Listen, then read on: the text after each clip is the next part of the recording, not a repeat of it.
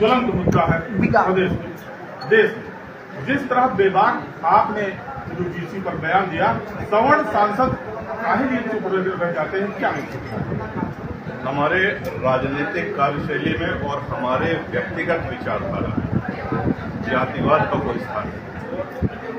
शुरू से हम एक जिस राजनीतिक विचारधारा के तहत चले हैं, कोई ऊंचा या नीचा नहीं, लेकिन सनातन में जातिवाद कैसे समाप्त हो, ये हमारा प्रयास रहता है।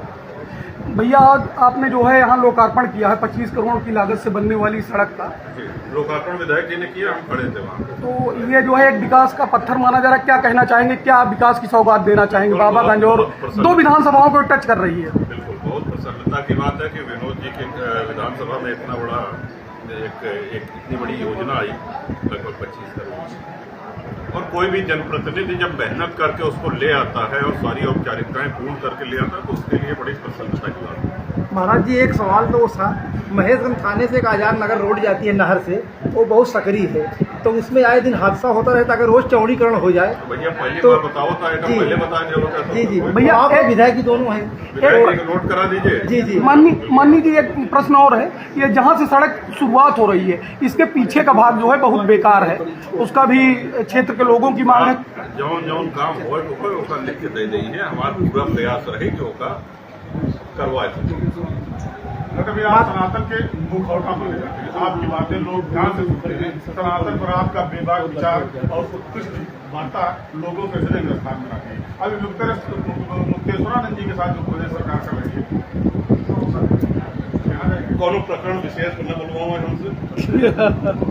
महाराज जी, एक सवाल और है, एक आईटीडी का। महाराज जी, एक सवाल और है, गंगा एक्सप्रेसवे पे जो मिट्टी खुदाई हुई है आईटीडी कंपनी द्वारा, और वो सड़कें अभी उखड़ी हुई है, जो आईटीडी बना भी रही है, उसको डाल दे रही है। आपने देखा होगा कि विधानसभा में इस बजट सत्र में भी हमने 2 बातें महत्वपूर्ण ढंग से उठाई। एक, जल जीवन मिशन के तहत जो सड़कें खोद दी गई हैं और उनका पुनर्निर्माण नहीं हुआ है, और दूसरा, अपने यहाँ से 3 एक्सप्रेसवे गए। एक तो रायबरेली को प्रयागराज से जोड़ने वाला, उसका चौड़ीकरण हुआ है, श्री राम वनगमन मार्ग है, और गंगा एक्सप्रेस।